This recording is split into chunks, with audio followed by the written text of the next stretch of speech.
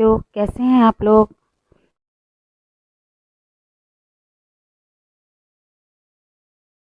तो सबसे पहले हम 2 अंक के प्रश्नों से शुरुआत करेंगे। तो 2 अंक के प्रश्नों में सबसे पहले जो प्रश्न है वो है, मातृगृहता से आप क्या समझते हैं। जिसमें स्त्रियां विवाह के बाद अपने मायके में ही अपनी संतान के साथ रहती हैं और उनके पति उनके साथ आकर रह सकते हैं। ये एक प्रकार की मातृसत्तात्मक परिपाटी है। मातृसत्तात्मक में जो माँ होती है वो परिवार की मुखिया होती है। तो ये आप तैयार कर लीजिएगा, ये बहुत इम्पोर्टेंट क्वेश्चन है। इसके बाद हम जो 2 अंक का ये क्वेश्चन प्रश्न क्रमांक 2, शेख निजामुद्दीन औलिया के बारे में क्या जानते हैं।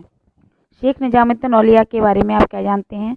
तो इसके बारे में हम लिखेंगे कि शेख निजामुद्दीन जो औलिया थे वो उनका जन्म 1236 ईस्वी में हुआ था और बाल्यकाल में ही इनके पिता की मृत्यु के कारण इनका लालन पालन इनकी माता ने किया था। 20 वर्ष की उम्र में ये शेख फरीद जो थे उनके शिष्य बन गए थे।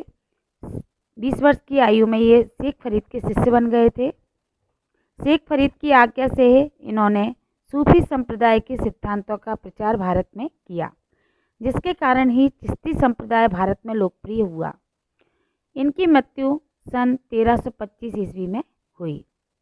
तो ये शेख निजामुद्दीन औलिया के बारे में जानकारी है। अब हम बढ़ते हैं क्वेश्चन नंबर 3 की ओर, जिसमें पूछा गया है कि इस्लाम धर्म की उन विशेषताओं को प्रतिपादित कीजिए जिनकी मदद से यह धर्म समूचे उपमहाद्वीप में फैल गया। क्वेश्चन नंबर 3 के उत्तर में हम लिख सकते हैं कि इस्लाम के आगमन के बाद जो परिवर्तन हुए वे शासक वर्ग तक ही सीमित नहीं थे, अपितु पूरे उपमहाद्वीप में दूर दराज तक और विभिन्न सामाजिक समुदायों जैसे किसान, शिल्पी, योद्धा, व्यापारियों के बीच फैल गए। जिन्होंने इस्लाम धर्म कबूल किया उन्होंने सैद्धांतिक रूप से इसकी 5 मुख्य बातें मानी।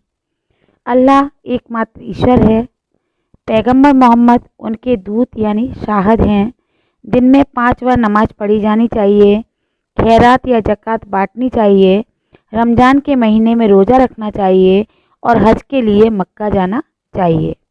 तो ये इस्लाम धर्म की जो विशेषताएं थीं जिसने कि इसका प्रसार पूरे उपमहाद्वीप में किया। अगले क्वेश्चन में हम देखते हैं क्वेश्चन नंबर 4, गुरु नानक की शिक्षाओं का वर्णन कीजिए। ये प्रश्न अक्सर परीक्षा में पूछा जाता है। तो गुरु नानक की शिक्षाओं का वर्णन करना है तो हमें, चूँकि 2 नंबर का प्रश्न है तो थोड़ा ही लिखना है। तो गुरु नानक ने जो ज्ञान दिया है और गुरु नानक का संदेश उनके भजनों और उपदेशों में निहित है। इनसे ज्ञात होता है कि उन्होंने निर्गुण भक्ति का प्रचार किया तथा यज्ञ, मूर्ति पूजा, अनुष्ठान जैसे बाह्य आडंबरों का विरोध किया। निर्गुण और सगुण भक्ति में क्या अंतर है। निर्गुण भक्ति में निर्गुण और निराकार ब्रह्म की उपासना की जाती है और इसमें मूर्ति पूजा नहीं की जाती, जबकि सगुण भक्ति में ईश्वर के साकार रूप की अर्थात मूर्ति की पूजा की जाती है और उनके विभिन्न अवतारों की भी पूजा की जाती है। के क्रम में प्रश्न क्रमांक 6, सूफी धर्म के सिद्धांत लिखिए। तो इसके उत्तर में हम जो दो अंक का ये प्रश्न है प्रेम और 2 सिद्धांत पर पर्याप्त है। तो सूफी धर्म के सिद्धांत में हम लिख सकते हैं कि पहला जो है, सूफी धर्म धार्मिक सरलता और शुद्धता पर बल देता है और दूसरा है कि सूफी धर्म जाति प्रथा का खंडन कर मनुष्य की समानता पर बल देता है। इसके अलावा एक एक्स्ट्रा भी बता देती हूँ आपको, सूफी धर्म जो है वो धार्मिक आडंबरों, रूढ़ियों, अंधविश्वासों की निंदा करता है। और नंबर 4 है कि सूफी धर्म जो ईश्वर की प्राप्ति के लिए सच्चे प्रेम और भक्ति पर बल देता है। क्वेश्चन नंबर 7, कबीर की वाणी को किन 3 परिपाटियों में संकलित किया गया है। तो संत जो कबीरदास जी थे उनकी 3 परिपाटियाँ थी।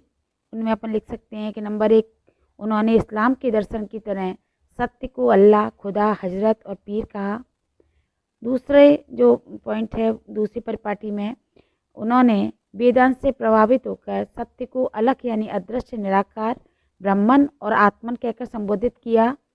और तीसरी परिपाटी थी कि कबीरदास जी ने के जो कुछ पद हैं उनके पदों में जैसे शब्द और शून्य का भी उपयोग करते हैं, जो योगी परंपरा से लिया गया है इसे।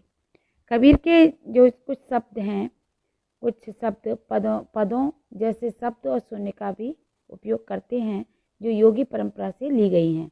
तो ये 3 परिपाटियाँ कबीरदास जी की वाणी की हम लिखेंगे। बच्चों, इसके बाद क्वेश्चन है क्वेश्चन नंबर 8। अलवार, नैनार और वीर साहबों ने किस प्रकार जाति प्रथा की आलोचना प्रस्तुत की? तो बच्चों, अलवार और नैनार संतों ने जाति प्रथा व ब्राह्मणों की प्रभुता के विरोध में आवाज उठाई। नल यिरा दिव्य प्रबंधम का वर्णन तमिल वेद के रूप में किया जाता है। इस प्रकार इस ग्रंथ का महत्व संस्कृत के चारों वेदों जितना बताया गया जो ब्राह्मणों द्वारा पोषित थे। वीर साहबों ने भी जाति की अवधारणा का विरोध किया। उन्होंने पुनर्जन्म के सिद्धांत को मानने से इनकार कर दिया। ब्राह्मण धर्मशास्त्रों में जिन आचारों को स्वीकार किया गया था, जैसे वैश्य विवाह और विधवा पुनर्विवाह, वीर साहबों ने उन्हें मान्यता प्रदान की। इन सब कारणों से ब्राह्मण है। Question number 9। तांत्रिक पद्धति और वैदिक परंपरा में संघर्ष के क्या कारण थे? तो वैदिक परंपरा को जो मानने वाले थे वो उन सभी तरीकों की निंदा करते थे जो ईश्वर की उपासना के लिए मंत्रों के उच्चारण तथा यज्ञों के संपादन से हटकर थे। इसके विपरीत तांत्रिक जो लोग थे वो वैदिक सत्ता की अवहेलना करते थे, इसलिए उनमें कभी कभी संघर्ष की स्थिति उत्पन्न हो जाती थी। तो प्रश्न क्रमांक 10। आरंभिक भक्ति परंपरा की प्रमुख विशेषताएं लिखिए। तो हमें, चूँकि ये 2 अंक का प्रश्न है, तो इसमें हमें 2 विशेषताएं लिखनी है। तो जो पहली विशेषता ये है कि भक्ति परंपरा की जो एक विशेषता इसकी विविधता है, क्योंकि भक्ति परंपरा को 2 मुख्य वर्गों में बांटा गया है, सगुण और निर्गुण भक्ति। सगुण में निर्गुण रूप की उपासना होती है और सगुण में सगुण यानी मूर्ति रूप की उपासना होती है। और दूसरी विशेषता है कि भक्ति परंपरा के भक्ति प्रदर्शन में मंदिरों में इष्टदेव की आराधना को लेकर उपासकों का प्रेम भाव में तल्लीन हो जाना दिखाई पड़ता है। तो ये हम इसमें दूसरी जो विशेषता है वो ये है कि भक्ति परंपरा की दूसरी विशेषता ये है कि इस समय भी ब्राह्मण ही देवताओं और भक्तजनों के बीच मध्यस्थ का कार्य करते रहे, किंतु इन परंपराओं ने स्त्रियों और निम्न वर्णों को भी स्वीकृति व स्थान दिया। तो ये इस तरह से हमने 2 अंक के सभी क्वेश्चन क्लियर किए हैं। अब हम चलते हैं 4 अंक के प्रश्नों की ओर। तो 4 अंक के प्रश्नों में हम सबसे पहले जो प्रश्न है उसको देखते हैं। 4 अंक वाले प्रश्नों को देखते हैं। ये प्रश्न क्रमांक 1 है, धार्मिक और राजनीतिक संस्था के रूप में खिलाफत की बढ़ती हुई शक्ति की प्रतिक्रिया के फलस्वरूप सूफीवाद का विकास हुआ, स्पष्ट कीजिए। तो हम ये देखते हैं कि सूफीवाद का विकास कैसे हुआ। तो इसका आंसर में हम देख सकते हैं कि इस्लाम की आरंभिक शताब्दियों में धार्मिक तथा राजनीतिक संस्था के रूप में खिलाफत की बढ़ती शक्ति के विरुद्ध कुछ आध्यात्मिक लोगों का रहस्यवाद तथा वैराग्य की तरफ झुकाव बढ़ गया था। इन्हें सूफी कहा जाने लगा। 11वीं शताब्दी तक आते आते सूफीवाद एक पूर्ण विकसित आंदोलन था जिसका सूफी और कुरान से जुड़ा अपना साहित्य था। भारत में इस्लाम की विशाल भौगोलिक उपस्थिति को सूफी प्रचारकों की अथक गतिविधि द्वारा समझाया जा सकता है। सूफीवाद ने दक्षिण एशिया में धार्मिक, सांस्कृतिक और सामाजिक जीवन पर एक व्यापक प्रभाव छोड़ा था। इस्लाम के रहस्यमय रूप को सूफी संतों द्वारा पेश किया गया था। पूरे महाद्वीपीय एशिया से यात्रा करने वाले सूफी विद्वान भारत के सामाजिक, आर्थिक और दार्शनिक विकास में महत्वपूर्ण भूमिका निभाते थे। तो इस तरह हम इस क्वेश्चन का जवाब दे सकते हैं कि सूफीवाद एक नैतिक और व्यापक सामाजिक धार्मिक शक्ति के रूप में उभरा। तो इसके बाद हम अगले प्रश्न की ओर चलते हैं कि प्रश्न नंबर 2, कबीर के जीवन एवं मुख्य उपदेशों का उल्लेख कीजिए। तो कबीरदास जी के जीवन कहने बताते हैं। कबीरदास जी के जन्म को लेकर आज भी विवाद है कि वे जन्म से हिंदू थे अथवा मुसलमान। वैष्णवी परंपरा की जीवनियों में कबीर या कबीर का अरबी में अर्थ है महान को जन्म से हिंदू कबीरदास बताया गया है, किंतु उनका लालन पालन एक गरीब मुसलमान परिवार में हुआ था जो जुलाहे थे और कुछ समय पहले ही इस्लाम धर्म के अनुयायी बने थे। कबीरदास जी के जो पद हैं उसमें गुरु और सदगुरु संबोधन का इस्तेमाल किसी विशेष व्यक्ति के संदर्भ में नहीं किया गया। ये जो उनके गुरु थे वो थे रामानंद इन जीवनियों के अनुसार कबीर को भक्ति का मार्ग दिखाने वाले गुरु रामानंद थे, किंतु कबीर के पद, गुरु और सतगुरु संबोधन का इस्तेमाल किसी विशेष व्यक्ति के संदर्भ में नहीं करते। कबीरदास जी के मुख्य उपदेश थे। कबीरदास जी ने हिंदू धर्म के बहुदेववाद और मूर्ति पूजा का खंडन किया। नंबर 2, उन्होंने इस्लामी धर्म के एकेश्वरवाद और मूर्ति भंजन का समर्थन किया। नंबर 3, उन्होंने परम सत्य को वर्णित करने के लिए अनेक परिपाटियों का सहारा लिया। नंबर 4, कबीरदास जी के अनुसार भक्ति के माध्यम से ही मोक्ष अर्थात मुक्ति प्राप्त हो सकती है। तो इस तरह से हम कबीरदास जी के जीवन उपदेशों के बारे में लिख सकते हैं। बच्चों, अब प्रश्न क्रमांक 3 जो 4 अंक का है वो है, इतिहासकार के लिए धार्मिक परंपराओं की परिवर्तनशीलता को समझना चुनौतीपूर्ण क्यों है। तो इसके उत्तर में हम लिख सकते हैं कि लगभग सभी धार्मिक परिपाटियां या परंपराएं आज भी पनप रही हैं। परिपाटी की यह निरंतरता इतिहासकारों के लिए लाभदायक सिद्ध होती है, क्योंकि वे सामयिक आचार व्यवहार की तुलना उस परिपाटी से कर सकते हैं जिसका वर्णन साहित्य और पुरानी चित्रकला में मिलता है, और साथ ही उस परंपरा में आए परिवर्तनों की रूपरेखा भी तैयार कर सकते हैं। किंतु चूंकि ये परंपराएं आज भी लोगों के जीवन का हिस्सा हैं, लोगों के लिए मानना आसान नहीं होता कि समय के साथ संभवतः इन परिपाटियों में बदलाव आया होगा। इतिहासकारों के लिए चुनौती यह है कि वे इस तथ्य की ओर जागरूक हों कि धार्मिक परंपराएं भी अन्य परंपराओं की तरह परिवर्तनशील हैं। तो 4, बेशरिया और वाशरिया सूफी परंपरा के बीच एकरूपता और अंतर दोनों को स्पष्ट कीजिए। बेशरिया सूफी परंपरा में वो लोग थे जो शरीयत में यानी कि इस्लामी कानून में विश्वास नहीं करते थे, और वाशरिया यानी कि शरीयत में विश्वास करते थे। तो इनके बीच में एकरूपताएं निम्नलिखित थीं। नंबर 1, दोनों सिलसिले एक ईश्वर में विश्वास करते थे। उनके अनुसार अल्लाह एक है और वो सर्वोच्च, शक्तिशाली और सर्वव्यापक है।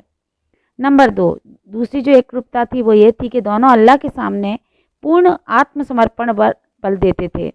नंबर 3, दोनों पीर अथवा गुरु को अत्यधिक महत्व देते थे। नंबर 4, दोनों इबादत अर्थात उपासना पर अधिक बल देते थे। अब इनमें अंतर देखते हैं। तो पहला जो अंतर था वो ये था कि नंबर 1, बाशरिया सिलसिले शरिया यानी शरीयत का पालन करते थे, किंतु बेशरिया शरीयत में बंधे हुए नहीं थे। नंबर 2, वाशरिया सूफी संत खानकाहों में रहते थे। खानका एक फारसी शब्द है जिसका अर्थ होता है आश्रम, और खानका में पीर अपने मुरीदों, पीर यानी गुरु अपने मुरीदों यानी शिष्यों के साथ रहते थे, और इसका जो खानका होता था उसका नियंत्रण शेख के हाथ में या मुर्शिद या पीर के हाथ में होता था। तीसरा जो अंतर है कि बेशरिया सूफी संत खानका का तिरस्कार करके रहस्यवादी एवं फकीर की ज़िंदगी व्यतीत करते थे। उन्हें कलंदर, मदारी, मलंग, हैदरी के नाम से जाना जाता था। जबकि जो बाशरिया थे वो सूफी संत गरीबी का जीवन व्यतीत करते थे।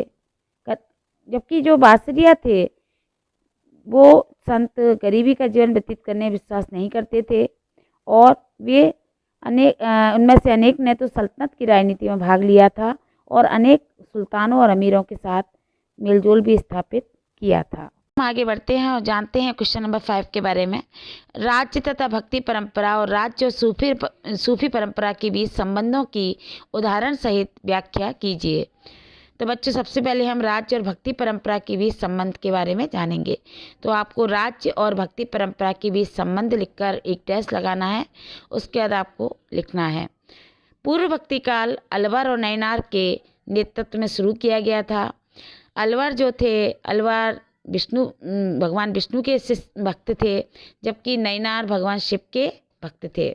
चोल शासकों ने ब्राह्मणी और भक्ति परंपरा का समर्थन किया तथा विष्णु और शिव के मंदिरों के निर्माण के लिए भूमि अनुदान भी दिए थे। चोल शासकों के द्वारा चिदम्बरम, तंजावुर और गंगईकोंड चोलपुरम में विशाल शिव मंदिर और चोल सम्राटों की मदद से ही ये निर्मित किए गए थे। चोल सम्राटों के द्वारा चिदम्बरम, तंजावुर और गंगईकोंड चोलपुरम में विशाल शिव मंदिर निर्मित किए गए, और इसके अलावा कांसे में ढाली गई शिव की प्रतिमाओं का भी निर्माण किया गया। स्पष्ट है कि नैनार संतों का दर्शन शिल्पकारों के लिए प्रेरणा बना। चोल शासकों ने दैवी समर्थन पाने का दावा किया और अपनी सत्ता के प्रदर्शन के लिए सुंदर मंदिरों का निर्माण करवाया और उसमें पत्थर और धातु से बनी मूर्तियां सुसज्जित करवाई। इन सम्राटों ने तमिल भाषा के 100 भजनों का गायन इन मंदिरों में प्रस्तुत किया। उन्होंने ऐसे भजनों का संकलन एक ग्रंथ तबरम के रूप में करने का जिम्मा उठाया।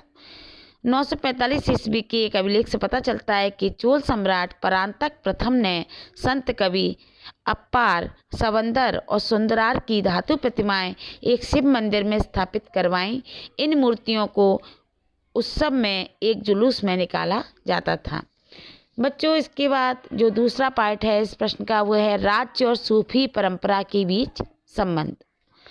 तो इसमें हम लिख सकते हैं कि जो शासक थे न केवल सूफी संतों से संपर्क रखना चाहते थे अपितु उनके समर्थन के भी कायल थे। जब तुर्कों ने दिल्ली सल्तनत की स्थापना की तो उलमा द्वारा शरिया लागू किए जाने की मांग को ठुकरा दिया। सुल्तान जानते थे कि उनकी अधिकांश प्रजा इस्लाम धर्म मानने वालों की नहीं है। ऐसे समय सुल्तानों ने सूफी संतों का सहारा लिया जो अपनी आध्यात्मिक सत्ता को अल्लाह से उद्भूत मानते थे और उलमा द्वारा शरिया की व्याख्या पर निर्भर नहीं थे। सूफी संतों की धर्मनिष्ठा, विद्वता और लोगों द्वारा उनकी चमत्कारी शक्ति में विश्वास उनकी लोकप्रियता का कारण था। इन वजह से भी शासक भी उनका समर्थन हासिल करना चाहते थे। वैसे तो सूफी संत बहुत ही संयम और सादगी का जीवन बिताते थे जिसमें सत्ता से दूर रहने पर बल दिया जाता था, किंतु इसका मतलब यह नहीं था कि राजनीतिक सत्ता से अलगाव का भाव रखा जाता था। सत्ताधारी विशिष्ट वर्ग अगर बिना मांगे अनुदान या भेंट देता था तो सूफी संत उसे स्वीकार करते थे। सुल्तान ने खानकाहों को करमुक्त यानी इनाम भूमि अनुदान में दी और दान संबंधी न्यास स्थापित किए। सुल्तानों और सूफियों के बीच तनाव के उदाहरण भी मौजूद हैं। अपनी सत्ता का दावा करने के लिए दोनों ही कुछ आधारों पर बल देते थे, जैसे झुककर प्रणाम और कदम चूमना। कभी कभी सूफी शेखों को आडंबरपूर्ण पदवी से संबोधित किया जाता था। उदाहरण के लिए शेख निजामुद्दीन औलिया के अनुयायी उन्हें सुल्तान उल मशेख अर्थात शेखों में सुल्तान कहकर संबोधित करते थे। प्रश्न क्रमांक 6, भक्ति आंदोलन के मुख्य सामाजिक प्रभाव बताइए। तो बच्चों, भक्ति आंदोलन के कारण जाति प्रथा, अस्पृश्यता यानी छुआछूत तथा सामाजिक ऊंच नीच की भावना को गहरी चोट लगी। अधिकतर भक्त संतों ने विभिन्न जातियों के लोगों को अपना शिष्य बनाया और उन्होंने जाति प्रथा का तीव्र विरोध किया एवं ब्राह्मण तथा शूद्र को समान बताया। इस तरह समाज में जाति बंधनों पर गहरा प्रहार हुआ। लेकिन यह मानना पड़ेगा कि भक्ति आंदोलन भारतीय समाज से जाति प्रथा के दोष को पूर्णतया समाप्त नहीं कर सका। भक्त संतों ने नारी को समाज में उच्च तथा सम्माननीय स्थान दिए जाने का समर्थन किया। उन्होंने स्त्रियों को पुरुषों के साथ मिलकर सांसारिक बोझ उठाने का परामर्श दिया। कबीर तथा नानक ने पुरुषों की तरह नारी को भी अपनी शिक्षाएं दी। कबीर तथा नानक ने पुरुषों की तरह नारियों को भी अपनी शिक्षाएं दी। उन्होंने सती प्रथा जैसी सामाजिक बुराई का भी विरोध किया। इस आंदोलन में समाज सेवा की भावना को प्रोत्साहन मिला क्योंकि भक्त संतों ने लोगों को निर्धन, अनाथों और बेसहारा आदि की सेवा करने का उपदेश दिया। तो इस प्रकार ये सामाजिक प्रभाव के बारे में हम जान सकते हैं। महत्वपूर्ण प्रश्न है प्रश्न क्रमांक 7, चिश्ती सिलसिले के विषय में संक्षिप्त में लिखिए। तो चिश्ती संप्रदाय के विषय में हम लिख सकते हैं कि चिश्ती संप्रदाय के जो मूल प्रवर्तक थे वो थे ख्वाजा अब्बू अब्दुल्ला। भारत में इस संप्रदाय की स्थापना शेख मुहिउद्दीन चिश्ती ने की थी। इनका जन्म 1141 ईस्वी में ईरान के सिस्तान नगर में हुआ था। ये जो मुइनुद्दीन चिश्ती थे वो अपने गुरु के आदेश पर लाहौर आए थे और अंत में अजमेर में आकर स्थायी रूप से रहने लगे थे। अजमेर में मुइनुद्दीन चिश्ती जो थे उन्होंने अपना शेष जीवन व्यतीत किया था और उन्होंने वहाँ पर ही 1236 में अपने नश्वर शरीर का त्याग कर दिया था। आज भी अजमेर में उनकी दरगाह के दर्शन हेतु लाखों हिंदू और मुसलमान जाते हैं। चिश्ती संप्रदाय जो था उसके जो सूफी संत थे वे हिंदू मुस्लिम समन्वयवाद के समर्थक थे, जो कि भारतीय समाज को उनकी सबसे बड़ी देन है। चिश्ती संप्रदाय के सूफी संतों का रहस्यवादी दृष्टिकोण भी हिंदू धर्म तथा वेदांत दर्शन पर आधारित था। चिश्ती संप्रदाय के जो अन्य संत थे उनमें कुछ नाम महत्वपूर्ण हैं, जैसे कि निजामुद्दीन औलिया, नासिरुद्दीन चिराग, शेख सलीम चिश्ती और कुतुबुद्दीन बख्तियार काकी आदि। तो ये आप क्वेश्चन का आंसर इतना लिखेंगे तो आपको काफ़ी अच्छे नंबर मिलेंगे। इसके बाद बच्चों हम अगले प्रश्न पर आते हैं, वो है प्रश्न क्रमांक 8। लिंगायत संप्रदाय के बारे में आप क्या जानते हैं?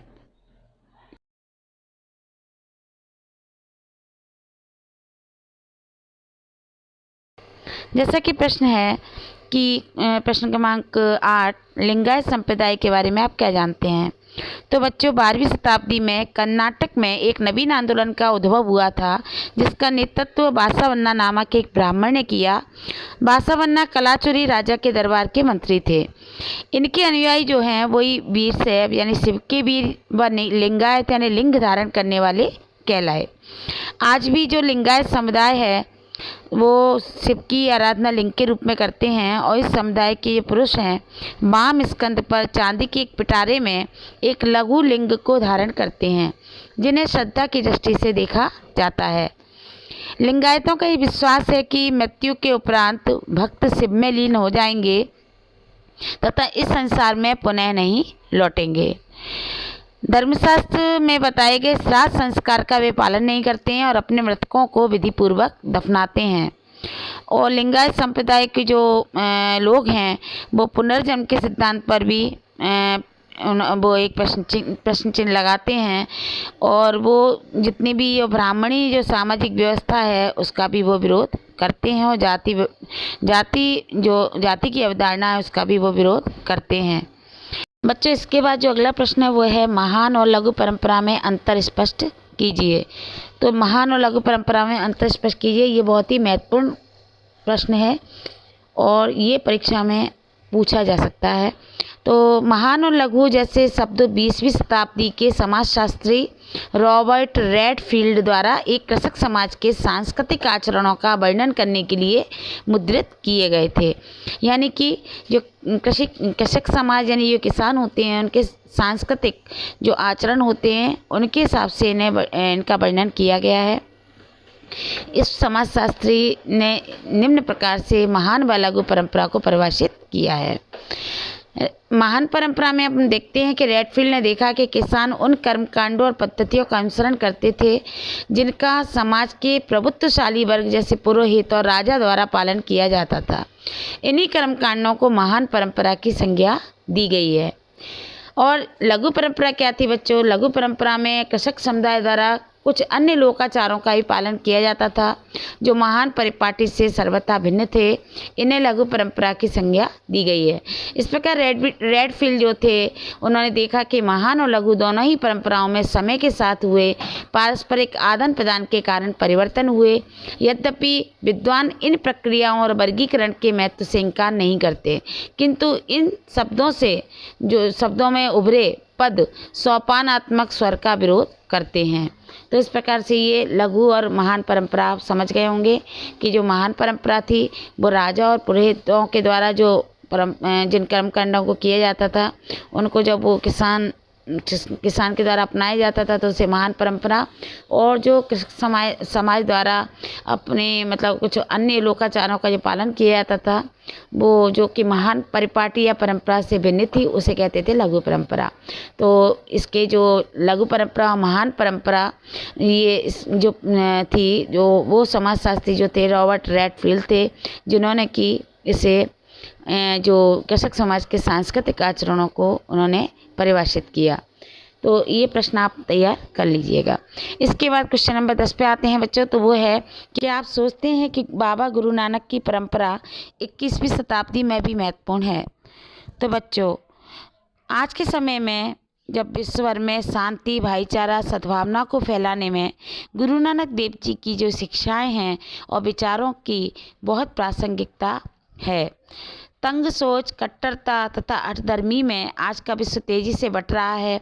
हमें गुरु नानक देव जी के दर्शाए मार्ग पर चलना होगा ताकि अंधकार को दूर कर रोशनी का प्रकाश किया जा सके, क्योंकि आज निरंतर लोगों, समुदायों तथा राष्ट्रों को अपनी चपेट में ले रहा है। श्री गुरु नानक देव जी जैसे राह दिखाने वाले संतों के संदेशों से हमारा विश्व निरंतर प्रकाशमय होता जा रहा है। गुरु नानक देव जी समानता को फैलाने वाले महान संत थे। उनके विचारों में जाति, कौम, धर्म तथा भाषा के आधार पर बटे लोग असंगत थे।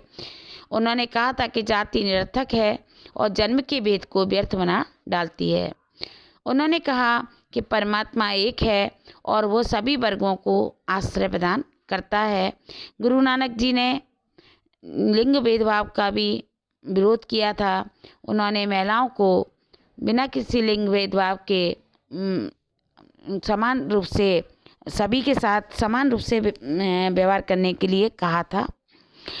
गुरु नानक जी ने जो शिक्षाएं दी हैं उसमें हम देखते हैं कि आज वर्तमान में जो लंगर देखने को मिलता है वो भी गुरु नानक जी की समानता की विचारधारा का एक स्वरूप है। लंगर में जहाँ सभी श्रद्धालु जात पात, क्षेत्र तथा धर्म के भेद के बिना एक ही पंक्ति में बैठकर एक जैसा भोजन करते हैं। लंगर के कारण आज हम देखते हैं कि जो भेदभाव था, जो हिंदू मुसलमानों के बीच में भेदभाव था या विभिन्न जाति, विभिन्न धर्मों के बीच में जो भेदभाव था वो बुला दिया जाता है जब लंगर में एक ही पंक्ति में बैठकर सभी लोग भोजन करते हैं। तो ये देखने वाली बात ये है कि गुरु नानक जी एक असाधारण संत थे जिन्होंने विभिन्न धर्मों तथा आध्यात्मिक परंपराओं में समन्वय बनाकर रखा। आज भी उनके विचार जो हैं, उनकी जो प्रासंगिकता है वो उतनी ही महत्वपूर्ण है जितनी कि 5 शताब्दियों पूर्व थी। यदि हम उनके संदेशों को अपने जीवन में अपनाएं तथा अपने विचारों तथा कार्यशैली को उनके अनुरूप ढाल लें तो हम यकीनी तौर पर शांति के नए विश्व को ढूंढ सकेंगे तथा विकास की डगर पकड़ सकेंगे। प्रश्न नंबर 11, वह तमिल ग्रंथ जो तमिल वेद के रूप में जाना जाता है का संक्षिप्त परिचय दीजिए। तो बच्चों, तमिल वेद के रूप में जो ग्रंथ जाना जाता है उसका नाम है नालायर दिव्य प्रबंधम। नालायर दिव्य प्रबंधम जो ग्रंथ है वो 4000 पद्यों का संकलन है जिनकी रचना 12 अलवार संतों द्वारा 8वीं सदी के पहले की गई थी। तमिल में नालावीर का अर्थ होता है 4000। अपने वर्तमान रूप में इन पद्यों का संकलन नाथ मुनि द्वारा 9वीं और 10वीं सदी में किया गया और ये पद्य आज भी खूब गाए जाते हैं। दिव्य प्रबंध नारायण या विष्णु की स्तुति में रचे गए हैं। अलवार और नैनार संतों की रचनाओं को वेदों महत्वपूर्ण बताकर भक्ति परंपरा को सम्मानित किया गया। दिव्य प्रबंधम का वर्णन तमिल वेद के रूप में किया जाता है। इस ग्रंथ का महत्व संस्कृत के 4 वेदों जितना बताया गया है जो पंडितों के द्वारा पोषित थे। तो इस तरह से ये जो है तमिल वेद कहलाता है और अलवार संत जो कि विष्णु के उपासक थे उनका एक मुख्य काव्य संकलन है। क्वेश्चन नंबर 12, लिंगायत संप्रदाय की जाति के संबंध में क्या धारणा थी? तो इसका ये आंसर है, लिंगायतों ने जाति की अवधारणा और कुछ समुदायों के दूषित होने की ब्राह्मणी अवधारणा का विरोध किया। पुनर्जन्म के सिद्धांत पर भी उन्होंने प्रश्नवाचक चिन्ह लगाया। इन सब कारणों से ब्राह्मणीय सामाजिक व्यवस्था में जिन समुदायों को गौण स्थान मिला था वे लिंगायतों के अनुयायी हो गए। धर्मशास्त्रों में जिन आचारों को अस्वीकार किया गया था जैसे वयस्क विवाह और विधवा पुनर्विवाह, लिंगायतों ने उन्हें मान्यता प्रदान की। और इस तरह से हम देखते हैं कि जो लिंगायत संप्रदाय के जो लोग थे वो जाति व्यवस्था को नहीं मानते थे और पुनर्जन्म के सिद्धांत पर भी वो संदेह करते थे। इसके अलावा वो वयस्क विवाह और विधवा पुनर्विवाह का भी समर्थन करते थे। हम आगे बढ़ते हैं और जानते हैं क्वेश्चन नंबर 5 के बारे में। राज्य तथा भक्ति परंपरा और राज्य और सूफी परंपरा के बीच संबंधों की उदाहरण सहित व्याख्या कीजिए। तो बच्चों, सबसे पहले हम राज्य और भक्ति परंपरा के बीच संबंध के बारे में जानेंगे। तो आपको